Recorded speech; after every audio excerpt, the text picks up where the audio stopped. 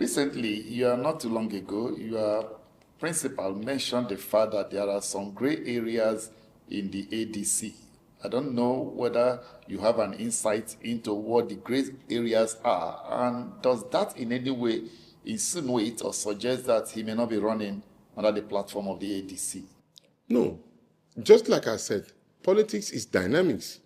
As we move along, there are areas, of course, that are gray for the interests of the people. One, the important thing is that it is very clear to be able to unseat this government, not because to unseat them for unseating sake, no, to unseat them for progressive tendency, meaning that turned the lives of Nigerians from poverty to at least prosperity, making sure that it's opportunity for the younger generation to find work without knowing who or somebody in the position. It will be done purely on merit and capacity of anybody who wants to work. Three, to ensure that there's a unity in the country. I believe that he is going to serve as a unifier, considering the situation that we find ourselves after the Civil War. So this particular gray area must be done in such a way that everybody comes together. What I mean by everybody coming together is that those who are aggrieved, those who want to turn around the fortune of this country, those who want to make Nigeria better, those who understand that they have made a lot of mistakes in the past and they are trying to correct it, coming together as a unified team to say, okay, let's support this particular person who we believe come from a probably much disenfranchised part of this country. And we are trying to unite this country so that everybody will have a sense of belonging. And that, of course, is the gray area, coming together first, unifying, and getting the people to be more productive. But don't you think that you need to get the power first before you are able to actualize some of these dreams? It's like cultivating a land. You must go and weed the land. Weed the land from all of the particular decay in the system, fertilizers and watering and all of that on the soil. These are the building blocks that leads you to winning a power. If, for example, you are seeking for power and you are not able to get the people to work together with you, then probably you are planning to fail. But the most important thing is that if you get the people around and look, we have a focus and we're determined to do A, B, C together, then it is easy for you to get the power. Most of the problem that this particular government has is that they were struggling and they were interested in getting power, but they didn't know exactly what to do with the power. Because what they ended up doing is continuing to tell lies to the people because they did not plan to be successful. So in this case, when you have an agenda of what you want to do and achieve for the people, it's easier than you are focused for that particular direction. And that is exactly what Mr. Peter Obi is doing at the moment. Looking at what has transpired, he's always been said or has always been saying that he's not desperate for power. And yet some persons are wondering if you are not desperate. Power is not served a la carte.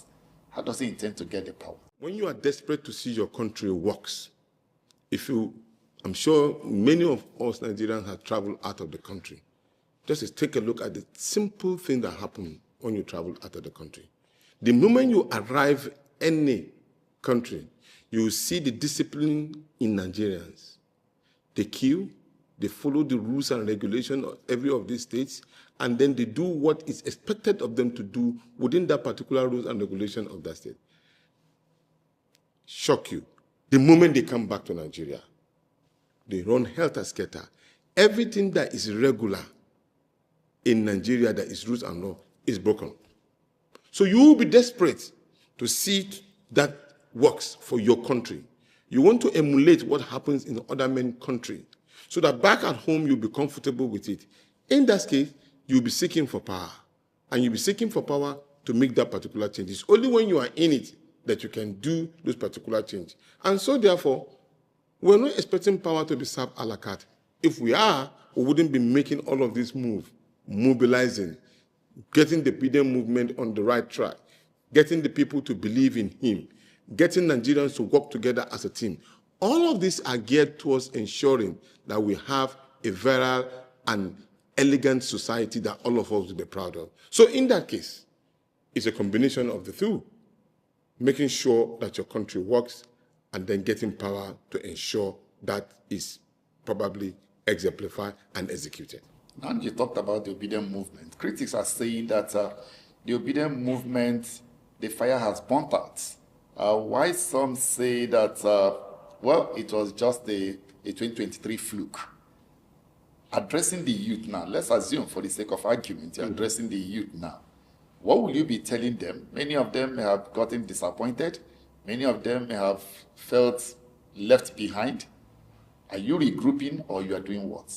We are regrouping in a very large extent.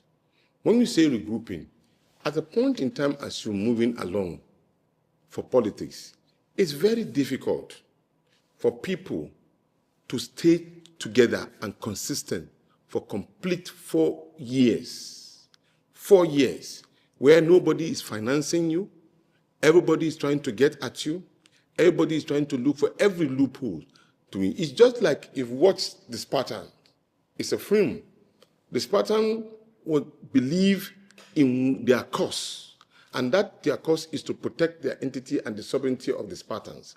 And they went out to fight for it. In every point in time, they got betrayal right between you, just like Jesus Christ or Muhammad. People would definitely betray you.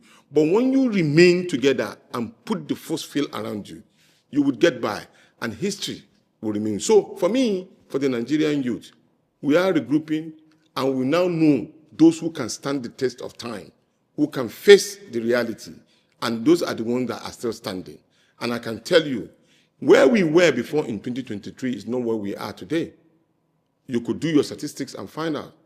Let me give you an example.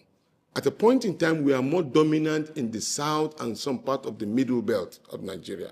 In the core north, we are not existing. But I can boastfully say today, we have Obidient in all the 36 states of the Federal Republic of Nigeria. At the call of a button, you can call people from Zamfara. They will answer you. You can call people from Kebbi. They will answer you. You can call people from Yobe and Maiduguri. They are still there. If you call people from Kano State, my own state, there are people there who are core Northerners, who do not even believe in the Obidient movement ab initio, but now they are. So, of course, it's a game of belief. You lose some, and then you win some. But the most important thing now, we are widely spread across the Federal Republic of Nigeria. That is a fact. We see the likes of His Excellency Atiku Abubakar and other opposition figures making moves. Is the Obidient movement willing to collapse its structure into a mega party to defeat the APC, or is it about B2B or nothing else? Collapse? No. Working together? Yes. Like I said earlier on, to mobilize is not for the Obidient movement alone.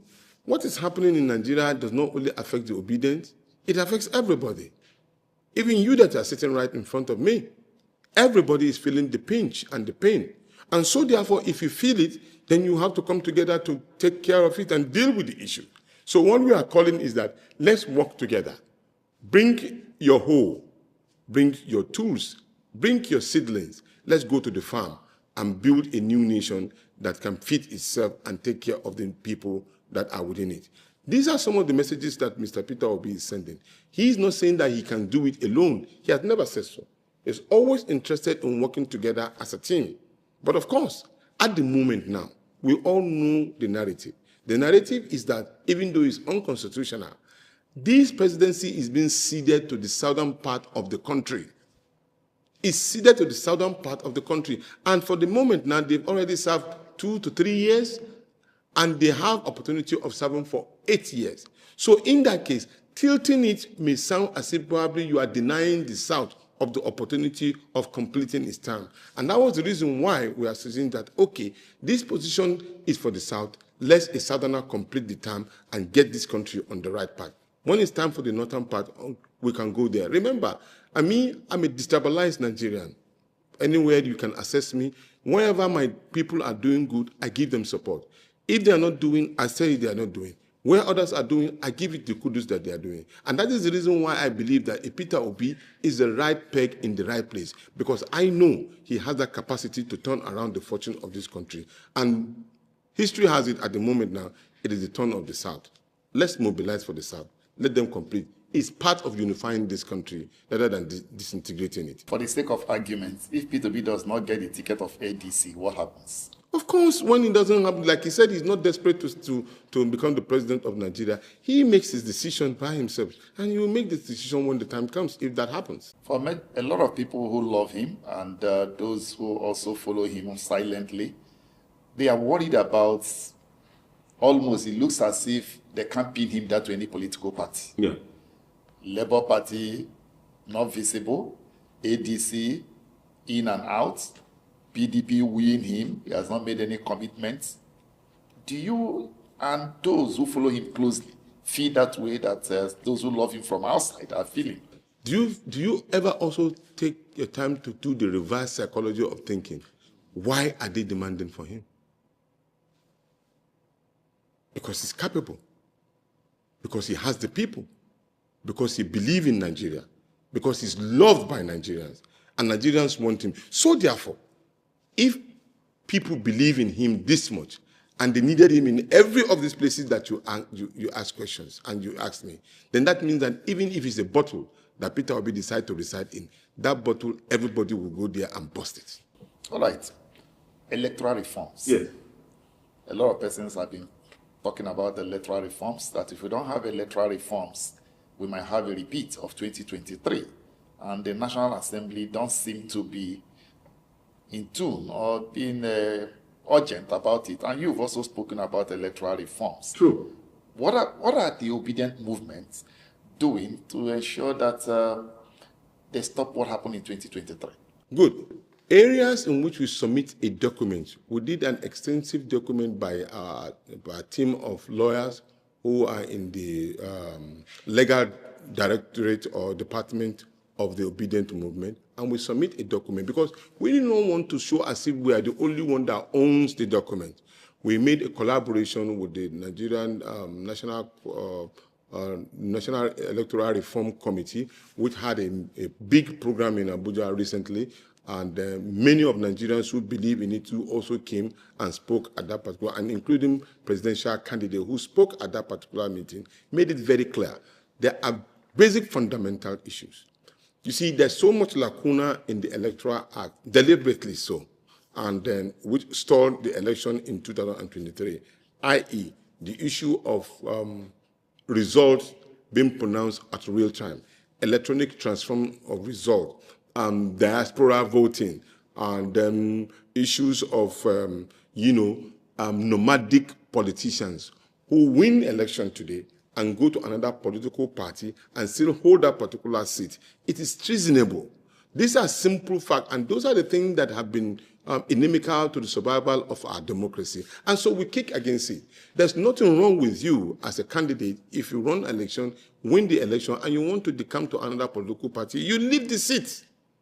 You leave the seat. In Ghana, it is not about within how many hours. They will call for an election on that particular seat. That is decency in democracy. Those are the areas that we want to improve. That way, you will maintain that particular democratic tendency to help improve the democratic situation. At the moment now, democracy is in danger in Nigeria. You can see what is happening around the country. Francophone countries is cool today, cool there, because the democracy that is expected is not yielding result for the interest of the people. And it's things like this that make people lose a lot of trust in it. I know quite a number of people who do not believe in voting anymore, but because of some of these issues. So that is why we make the electoral reform a very key issue of discussion. I want to appeal to the National Assembly. I'm sure most of them too are not happy. As we speak today, you can't believe that the 2023 budget has not been funded. 2024, if I'm not mistaken, has not been funded. So we are running a country without a budgetary support. You can confirm. We are running the country without budgetary support. So you will see it's going almost like a kind of, I don't want to use a particular word, but almost a kangaroo government. No rules and regulation. Anything goes. Even Mr. President just fiatly sent our armed forces out to Benin Republic, which I wish you could have done to take care of the banditry and all of the kidnapping that is happening within the country. These are things that he ought to have done. But they are running the country in such a way that democracy does not have a good footing in the country. And that is most disappointing. So at the moment, it is expected Nigerians should rise up to the occasion and make a good, strong challenge to save the country and save democracy in Nigeria.